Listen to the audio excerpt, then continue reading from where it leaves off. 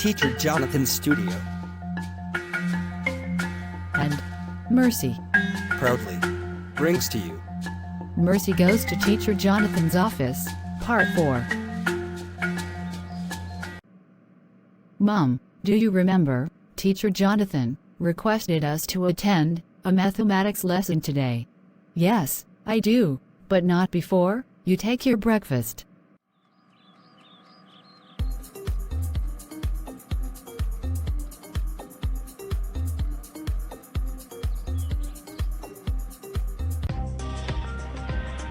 It's my hope we will be there by 8 o'clock. Yes, of course, do not worry.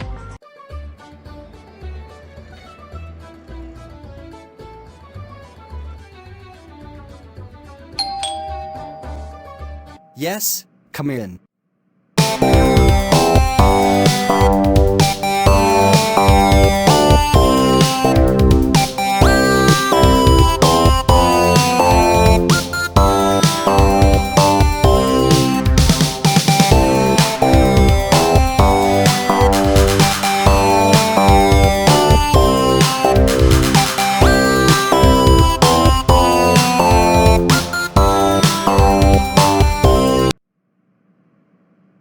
Welcome, Mercy.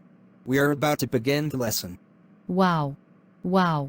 Thanks a lot, Teacher Jonathan. It was such a surprise. I wasn't even remembering it was my birthday today. What a nice day. Okay, Mercy. Today, I will give you some 10 questions to do, then when you are done, we will go through them, one by one. We are ready, sir.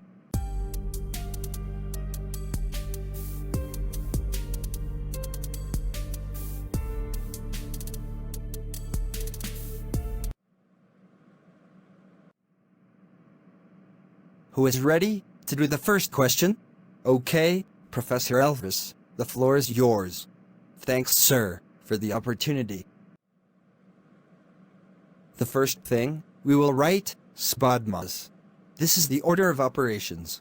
S stands for squares, B for brackets, O for of, D for division, M for multiplication, A for addition, and S for subtraction.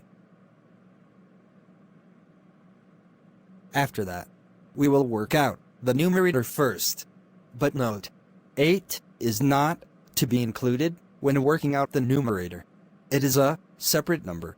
The line does not extend to it. On the numerator, we start with squares. We square 6 and 4, which is 36 plus 16, to get 52. Then, we remove the brackets by multiplying by the 2 outside the brackets to get 104. Just to remind you again, we will not add 8 at this stage, since it is not part of that numerator.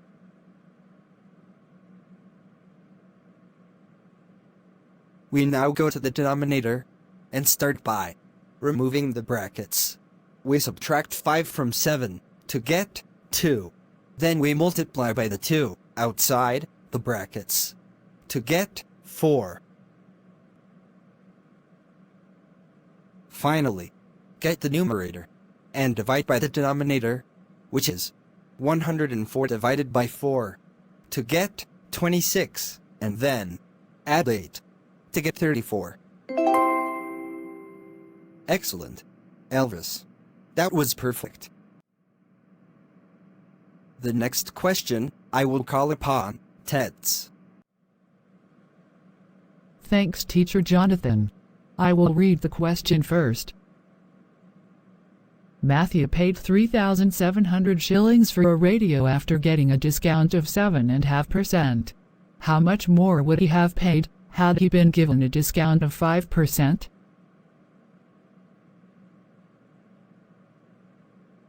The money Matthew paid, 3,700, was after the discount. And this is the buying price. The price before the discount is called mark price and is represented by 100%. So, after a discount of 7.5%.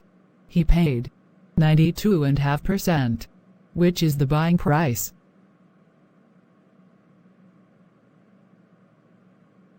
If Juliet had been given a discount of 5%, he would have paid 95%.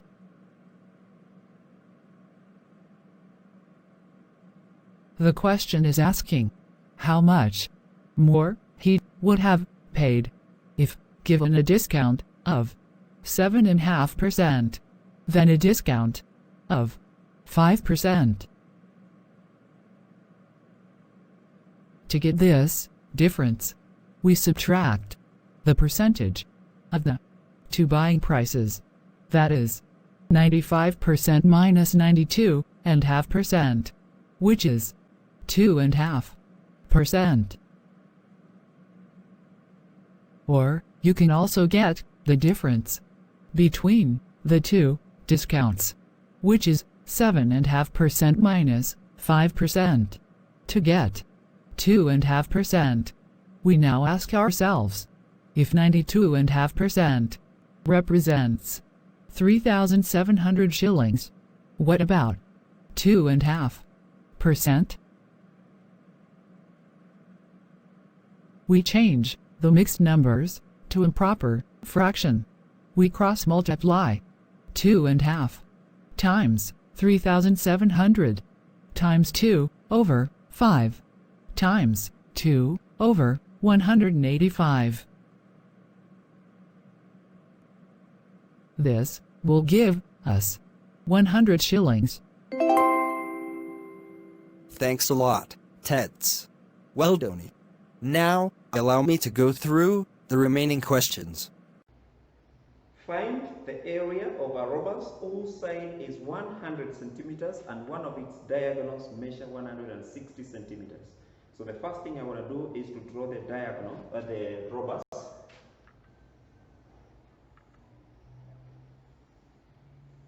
One of the properties of a rhombus I know is that all sides are equal.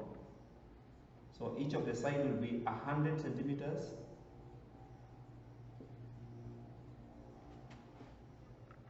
I put the diagonal that I'm told is 160 centimeters.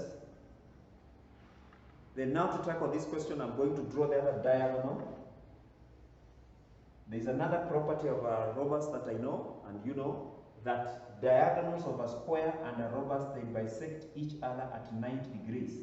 They cut each other into two equal halves and they at 90 degrees. So what we form, I identify one of the triangles formed here is a right-angled triangle. I just draw it here separately.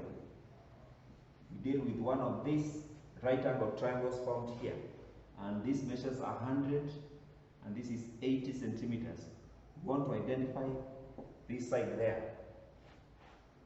Once we identify that, we shall be able to find the area of this right-angled triangle, and because there are four of them, which are the same, we multiply the area of this right-angled triangle by 4 to get the area of the whole rhombus. So now we want to get the height. Using Pythagorean theorem, we can be able to get the height. And we know there are some measurements that give us right-angled triangles. And the right-angled triangles are formed using the following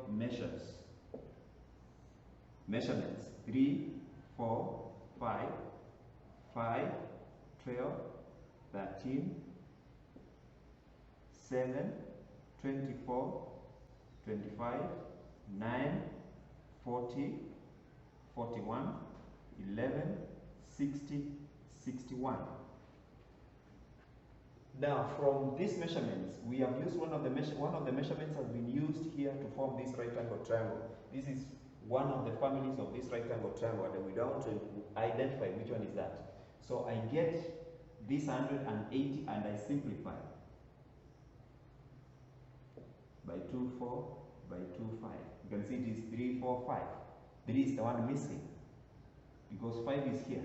So what was done to 5 to become 100? We know it was multiplied by 20 to become 100. 4 is this one. What was done to 4 to become 80? Multiplied by the same 20 as we did here to get 80. So 3 now must be done the same. We multiply by 20 to get 60. That's what one way of getting right angle triangles very fast.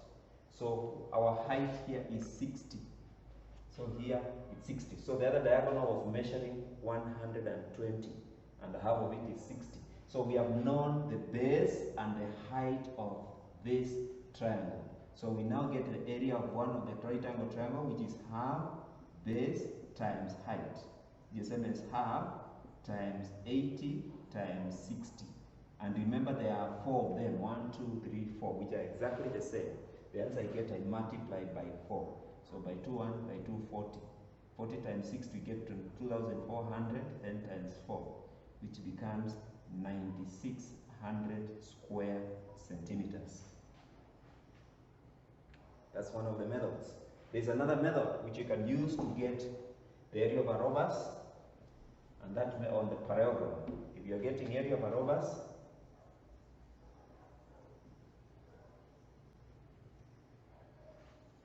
stroke parallelogram, you can use this method too. It says area is half into brackets product of diagonals. So we get the two diagonals, we multiply by each other and we multiply by half. It will give us the same answer. So after identifying this other diagonal is 60, is 120. From here to here is 120. This one we were given is 160, and we have already identified the other one is 120 because 60 was half of it. So the whole of it is 120. We say area now will be half into brackets 160 times 120. Half times the product of the two diagonals. So we get 160 times 120, and then we multiply by half. And just multiply 16 by 12. It gives us 2, cut 1, 3, 6, 1. We get, this is 12, this is 3, this is 6, this is 1. We get 2, 9, 1, 192. So we get, this is the same as half times 192 with the 2 zeros. Then we now simplify by 2, 1, by 2, 2 goes into 19, 9 times because of 18, remainder 1, 6 because of, then we get, it's the same as 9,600 square centimeters. So 12 people working at the same rate can dig a piece of land in 4 days. If they worked together for 1 day, and then 3 of them left the job, how long did the whole work take to complete? So we have 12 people. They can take 4 days to do a certain piece of work. Then we are told that if they work together for 1 day, so they have already worked for 1 day, so we subtract the day they have worked for. We are left with 3 days. And then we have the 12 people again. Now they are to work for 3 days. Because they were 12, they were supposed to work for 4 days. One of them left after they worked, they worked for 1 day and one left. So now the rate becomes 12 people are supposed to take 3 days. Now that's a new rate now. And then we are told that 3 of them left the job. So here, 3 people have left the job. So we are left with 9. We ask ourselves, how long will they take? I repeat again, we're told 12 people are supposed to complete a piece of work in 4 days. After working for 1 day, so I subtract the day they have worked for. And now the rate becomes 12 people are now supposed to work for 3 days. What happened after that? 3 of them left, so we are left with 9 people. Now we want to know how long will they take. This is indirect proportion.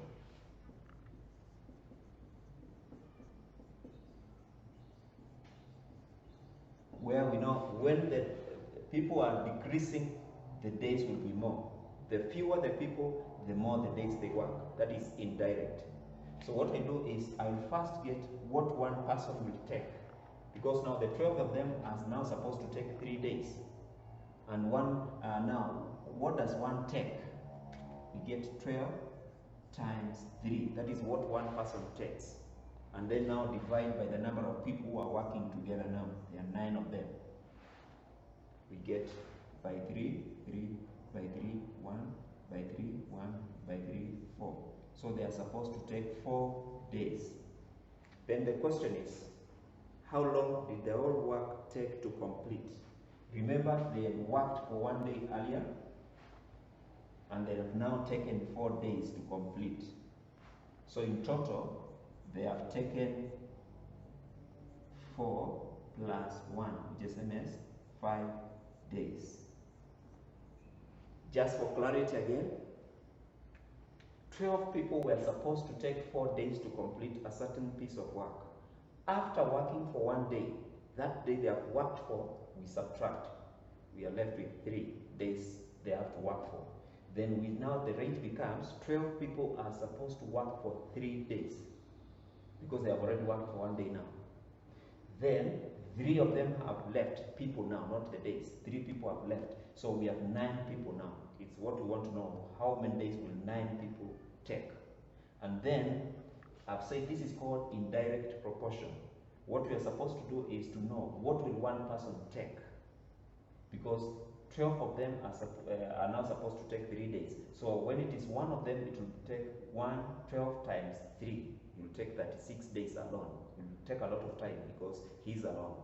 Then that 36 or that 12 times 3 shared by the number of people who are working together, 9 of them now who have been left. Then we get, they will take 4 days.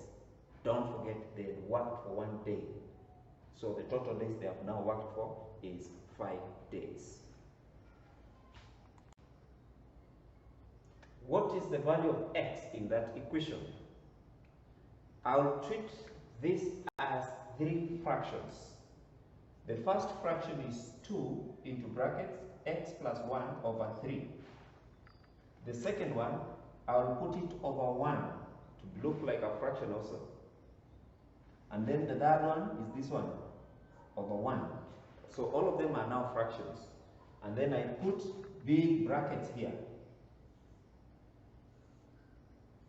to separate the 3 fractions. Then what I'm supposed to do in such a question is I'm supposed to look at the denominators and find the LCM of 3 and 1. We know obviously that is 3. The LCM is 3. So what I'll do is I'll get the LCM and go multiply each of these fractions by the LCM, because I want to do away with the fractions so that it becomes like one whole number, the whole numbers. So when I multiply by the LCM here, it's times 3, times 3, times 3. This 3 cancels the first fraction like that. Then this second fraction, you cannot cancel out this one. So the first one becomes 2 into bracket x plus 1, then minus. Now this becomes 4 times the LCM, which is 12, equals to 6 times 3, which is the same as 18. Just repeat again for those who have not understood. It was 2 into bracket x plus 1 all over 3 minus 4 equals to 6. I've said I want to do away with this denominator. So for me to do away with this denominator is like treating the other numbers to look like a fraction. I put this one over 1, this one over 1. Then I put big brackets to separate the 3 fractions like that. Then I look for the LCM of the denominators of 3, 1, and 1. And it's obviously 3. So I'll go multiplying by the LCM times 3, times 3, times 3, each of the 3 fractions. The first one, the 3 cancels that 3. So we are left with now 2 into bracket x plus 1 minus 4 times now that LCM, which is minus 12, equals to 6 times 3, which is 18. Now from there, I can remove these brackets here and say it is 2x plus 2 minus 12 equals to 18. We are supposed to bring like terms together. I'll bring the like terms together. These 2 numbers need to go here. I will take each number on its own. That minus 12 comes here as a plus 12. When it crosses the equal sign, the sign changes to, it was negative, it will become positive. Plus 2, when it comes here, it will become now minus 2. It was a plus, so now it will become a minus. So what do we have? We have 2x, these two have gone on the other side, equals to, there was 18, we have brought plus 12 and minus 2. So now, this becomes 2x equals to 18 plus 12, we know that is 30. 30 minus 2 is the same as 28. We divide by 2, divide by 2 to get, you can follow me here, x equals to 14. To get the total surface area of this shape, I will use two methods. And the first method is where I will identify all the faces which are here and find the area of each face. We have two triangles, 1 and the opposite one, 2. We have this rectangle here, 3. Then we have a rectangle there, 4. And then a bottom rectangle there, 5. So we have 1, 2, 3, 4, 5 shapes. And 2 of them are triangles. The other 3 are rectangles because the net of this solid looks like that.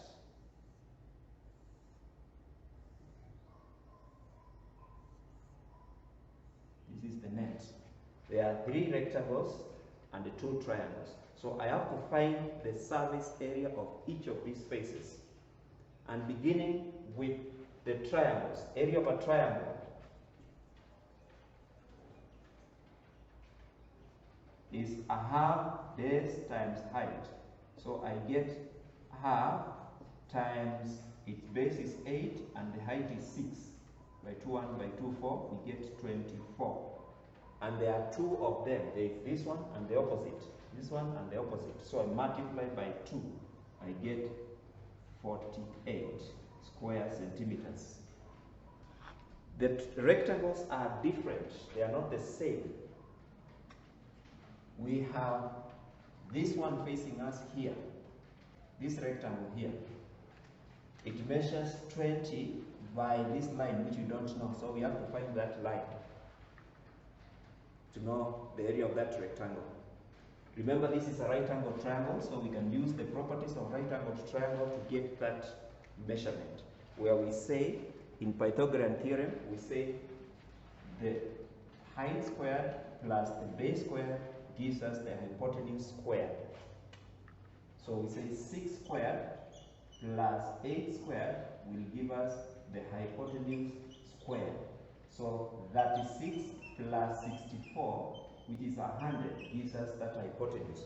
So to know the hypotenuse, we just find the square root of 100, which is the same as 10. So this line here is 10. The other method that I showed you earlier, if you are given these 2 lines here, you just simplify the 2 lines given, 6 and 8. And you see, this becomes 3, this becomes 4. So this tells you it is the 3, 4, 5 triangle. And in the 3, 4, 5, 4 was multiplied by 2 to give us 8. 3 was multiplied by 2 to give us that 6 we have. So 5 will be multiplied by 2 to give us 10. You can also use that to get that line. So back to the question, we have to get the area of this rectangle, which measures 10 centimeters by 20. So length times width, which gives us 200 square centimeters. Now we move to the rectangle, which is here on this side, which measures 6 by this line here. And this line is the same as 20, so this is also 20. So it measures 20 by 6. 20 by 6, that rectangle. There, it measures 20 by 6. I get its area by multiplying 20 by 6, length times width, which is 120 square centimeters. Then the bottom rectangle, which measures 20 by 8. 20 by 8, which is the same as 160 square centimeters. So we have Now all the areas, put them together to get what we call total surface area. It's the same as area of the two rectangles, the two triangles, the area of the three rectangles we put together. So we get 248, add 120 to give us 368, add 160 to get 528 square centimeters. Just to confirm, 248 plus 120 plus 160, which gives us 528 square centimeters. I will show you another method. The second method I want to use to find the area of this wedge is by demonstrating using an A4 paper. This A4 paper here. Just a plain A4 paper. I fold along these two edges here. Just fold here and fold here. Something you can do. Once you fold, you just have your wedge.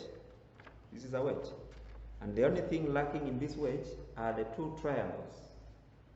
You're lacking this triangle and this triangle. So we know that there's a triangle supposed to be here, there's a triangle supposed to be here. But the three rectangles, we have them. Remember the net looked like this.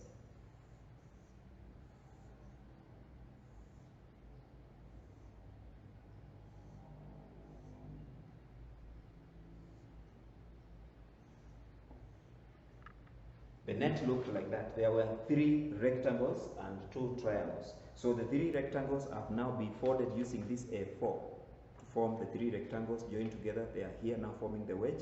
We are lacking this triangle here and the triangle which is supposed to be here. So I will start with the three rectangles. This rectangle, the side rectangle and the bottom rectangle. I want to calculate them as one rectangle. I just want to calculate as if it is this one A4 paper. So we know that this one was 6 centimeters here, this is 8 centimeters, and this is 10 centimeters. 6, 8, 10. When you unfold, the triangle tells you the measurements of the rectangles. And we know the length here is 20 centimeters. So I will get the perimeter of the triangle. The perimeter of the triangle is what will give me the total length of the one rectangle. So the perimeter of the rectangle, the triangle is 6 plus 8 plus 10, which is same as 24 centimeters. Then we multiply by the length here, which is 20, to get 480 square centimeters. I'm done with the three rectangles. Then I come to the triangles. We know the triangles were 6 by 8. So we can get 1 and we multiply by 2.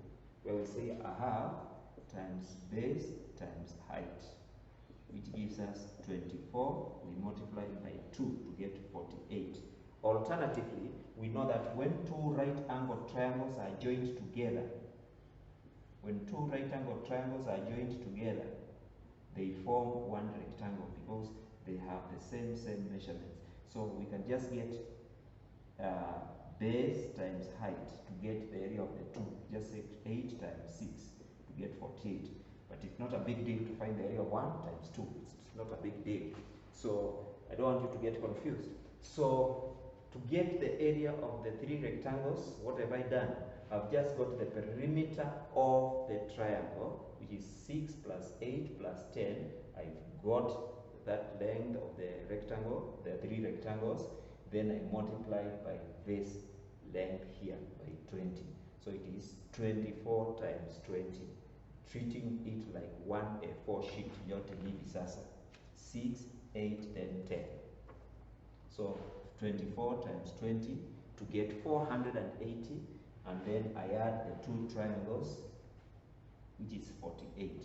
So 480, you add 48, you get 528. So that is an easy method for those who have understood, but if you have not understood it, use the earlier method where you find the area of each of the face shape alone. And in this method, my formula is the formula that I normally use. It says base times height. This is for the triangles. These are the area of the two triangles, plus perimeter of the triangles,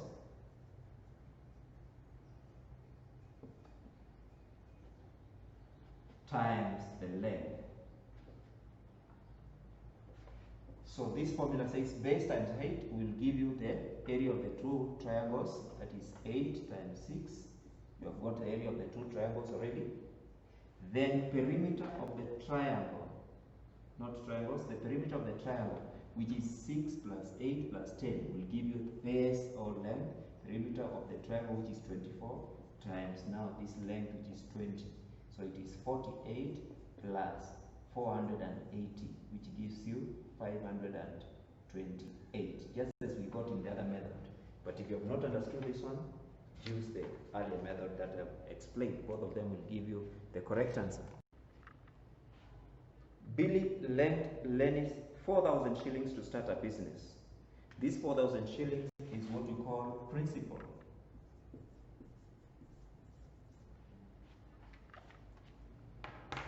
After 8 months, this is what we call time.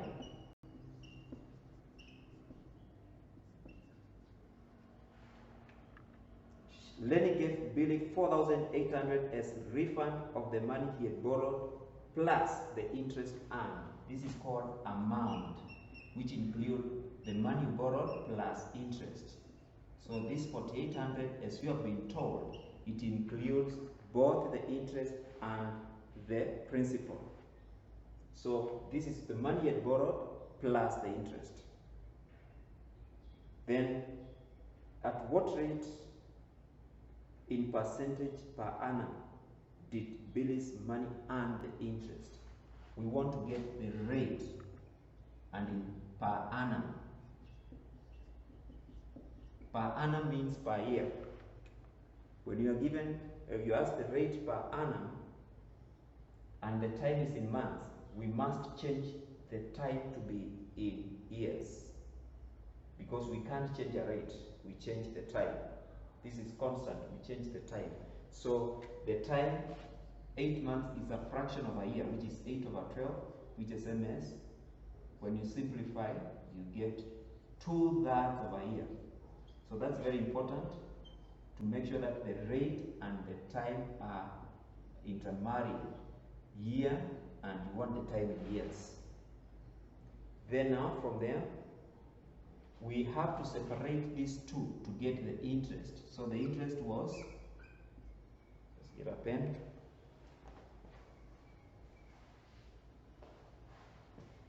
The interest is amount minus principal. So we get 4,800 minus 4,000. So the interest charged here was 800. So we have now the interest because it was hidden here. He refunded 4,800. He had borrowed 4,000 and returned 4,800. So this 800, which is on top here, it includes now the interest. Is now the interest. So the money that he borrowed was 4,000, and then the 800 is the interest. So that's very important to know. Then there's a formula for getting rate, and the first method I want to use is a method that nobody can fail that method, because there's a method of saying simple interest equals to principal times rate over 100 times time. Nobody can fail that because you know that formula. Right from grade 7 you learned this. So we now substitute and we say 800 equals to principal, which is 4,000, times rate is what we are looking for, over 100 times 2/3. Simple interest equals to principal, the money borrowed, times rate of 100 times 2/3. So here these two can cancel out like that. We get 800 equals to 40 times r times 2, which is same as 80r over 3. Then to get r, we know we are supposed to multiply both sides by the reciprocal of 80 over 3. So 800 equals to 80 over 3 multiply r multiplied by 3 over 80 multiplied by 3 over 80. These to cancel out to get r. So this 0 goes by 8 1 by 8 10. We get 30 equals to R, or R equals to 30.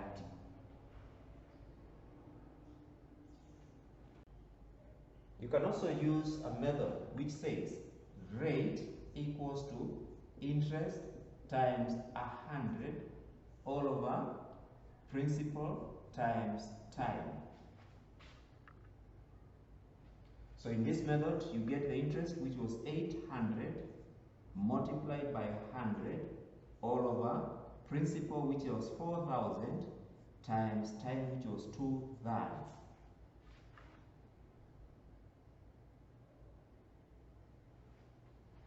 Now these two will cancel out, this one will cancel out, by 4 1, by 4 2.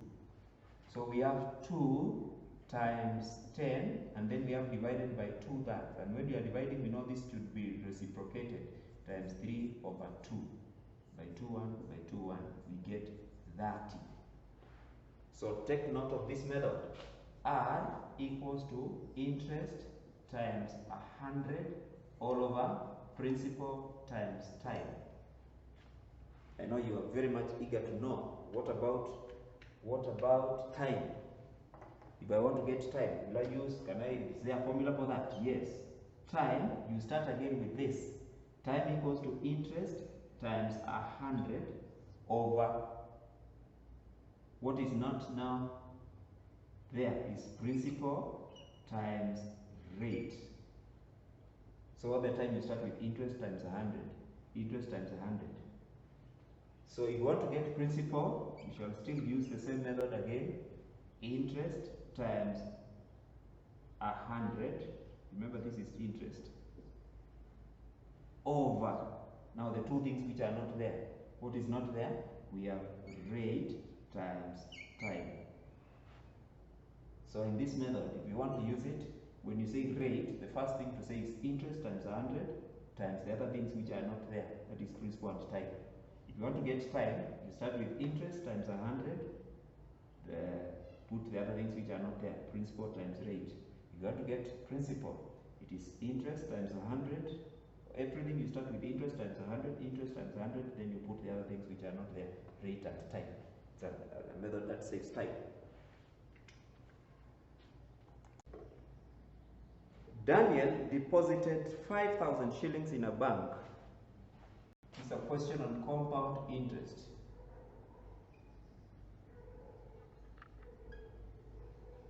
And this money deposited is called principal.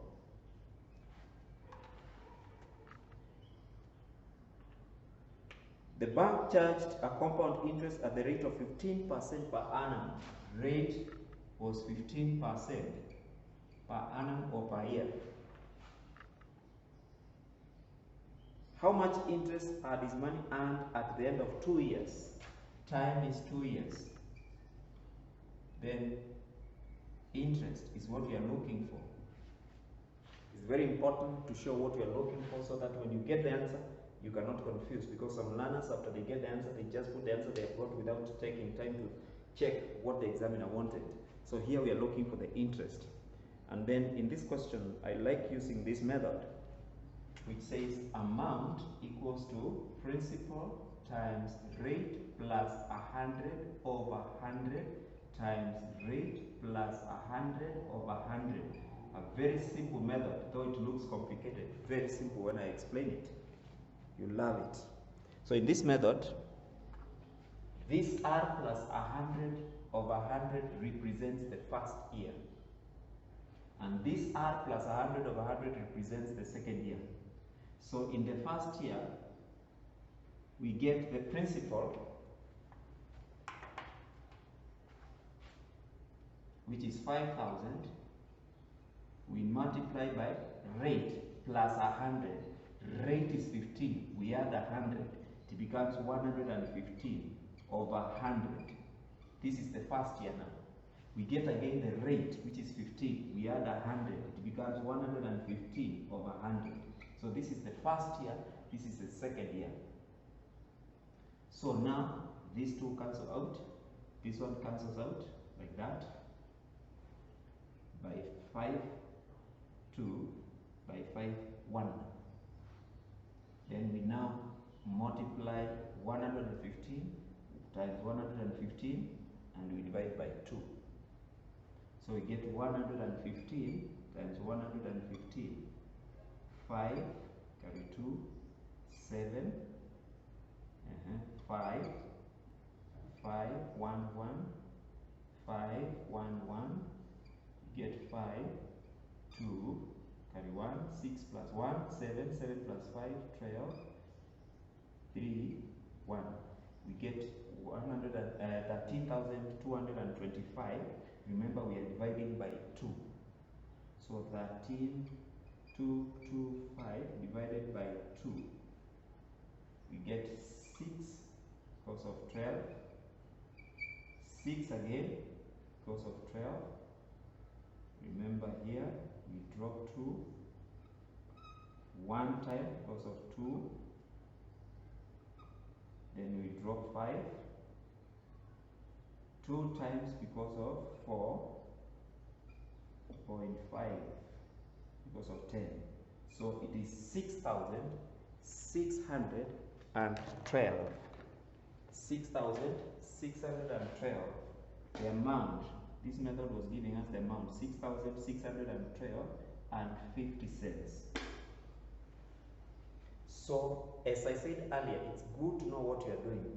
This method, I use it to get amount, but the examiner wants the interest. And we know that amount consists of principal plus interest. The money you kept in the bank plus the interest is what we have now here. So I just want the interest. So 5,000, which is the money kept in the bank, is the same as,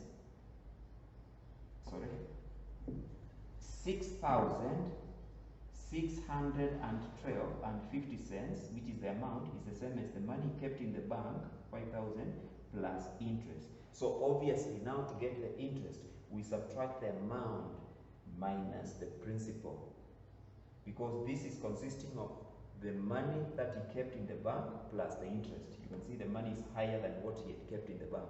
So this contains the principal, the money he had kept, plus the interest. So to get the interest alone, we subtract from the principal. So we get 6,000. That is the amount, 6,612 and 50 cents. We subtract now 5,000, the money he had kept, which gives us 0, 5, 2, 1, 6, 1. So we get 1,612 and 50 cents, because we wanted the interest. This is the interest. That is the interest we wanted. So take note again, I repeat, it's good to check what the examiner wants. The examiner wanted the interest, and this formula, we used it to get the amount. We get the amount. So once we get the amount, we subtract the money he had kept in the bank, which is 5,000, to get the total interest, which is 1,612 and 50 cents. Just as I was doing this question, Corinne deposited 2,000. This is the principal, in a bank which paid compound interest at the rate of 16% per annum.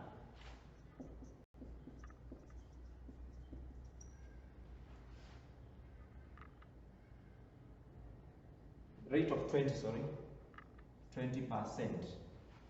per annum. If Corinne withdrew all his money at the end of 1.5 years, time was 1.5 years, how much money did he withdraw? When you withdraw all your money, this money is called amount. It is the money you kept plus the interest. So that is what we are looking for. So the formula we have used earlier is the one we are going to use here, and it will give us the answer straight. And the formula says amount equals to principal times rate plus 100 over 100. This is the first year. Then times the second year. Remember, it was 1.5 years. So in compound interest, we deal with each year separately. So when we come to the second year, it was half a year. It is the rate we are going to make it half. So we shall use half rate here, plus 100 all over 100. So this is the first complete year, This is the second year which was not complete because it is 1.5 years. So what we are going to put half is the rate. We are going to use half of the rate in the second year because it was not complete. So we get the principal, the money kept in the bank was 2,000 times rate is 20. Add 100 to 20 to become 120 over 100. Then times a half R. Rate is 20. Half of 20 is 10. Then 10 add 100. It becomes 110 over 100. So take note, when it's half a year, we get the rate and we make it half. Then we add 100, just as I've done. This is the first complete year. This is the second year, which was half. I've taken the half the rate plus 100. So in this method, I'm going to get the amount, and that is what the examiner wants, or the money that he had kept in the bank. So these two cancel out, this and this and that. So we get 2 times 120 times 11. 120 times 2 is 240 times 11. So when you're multiplying by 11, we know we just alternate the digits. Get 0, 4, 6, 2. So the total amount was 2,640. So this gives you the answer straight. I just want to repeat and remind you that when it's a half a year, the second year you should take half the rate and then you add 100.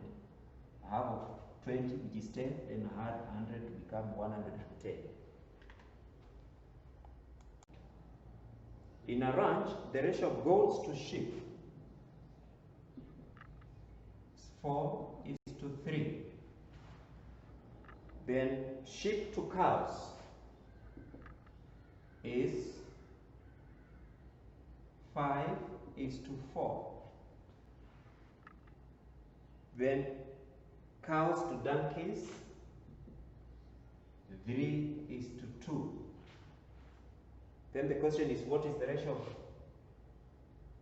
goats to donkey? That's the ratio we want to find by the end of the question. So I'll take these two ratios here. This is the beginning point, and I will look for the common animal in the two ratios. We have goats, sheep, cows. So we have the sheep is common in both the ratios.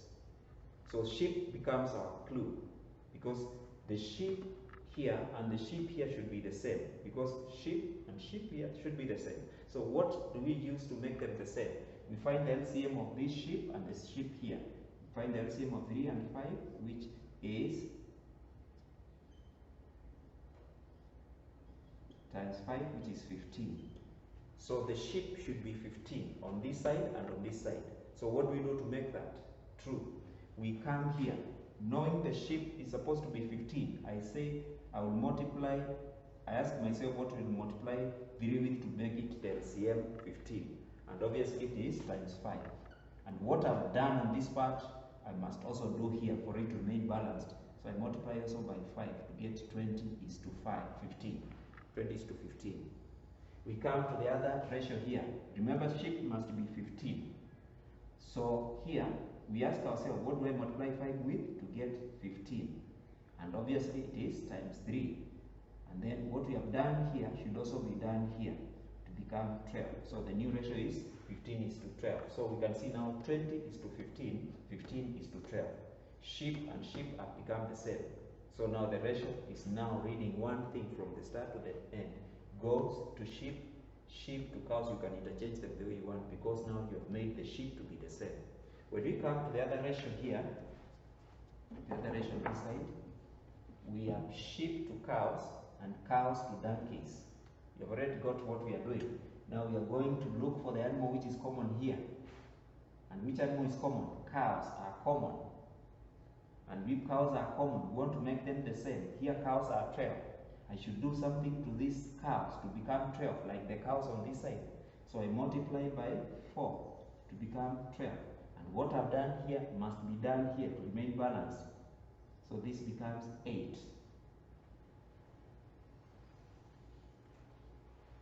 Then, after that, I check now the ratio I want. I want the ratio of cows is to donkeys. So my work is just to pick the ratio of goats to donkeys, sorry. The ratio of goats to donkeys. So I just pick the goats, which are 20, and donkeys, which are 8. And I know at this stage, I just simplify 20 by 8 by 4, 2 by 4, 5. So I get 5 is to 2. That is the simplest form.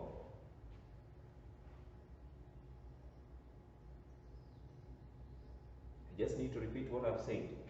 In this ratio, we look at goats to sheep, sheep to cows. Which animal is common? And we have identified sheep is common in both of the two ratios. So this sheep now becomes our clue. These 3 and these 5 should become so the same thing, because these are sheep and these are also sheep. We look for the LCM of 3 and 5, and the LCM of 3 and 5 we have found it's 15. And then we ask ourselves, what do I do to 3 to become 15 and multiply by 5? What has been done to that 3 must also be done to this other part of the ratio. So we multiply by 5 to become 20. Now I come to the other ratio here, 5. I want it to become 15. What do I multiply with? I multiply by 3. And what I've done here must also be done here. This becomes 12. Then we come here now to these two ratios. We check the animal which is common again. Sheep, cows, cows, donkeys. So we get cows are common, and the cows here now are 12. So we should make the cows here to be 12. So I multiply by 4 to become 12. And what I've done here must also be done in the other part of the ratio, times 4 to become 8. Then I go to the question which asks me now, what is the ratio of goats to donkeys? I take the goats, I take the donkeys, and the goats are 20, the donkeys are 8, and I simplify the ratio by dividing 20 by 8 by 4, 2, by 4, 5. I get 5 is to 2.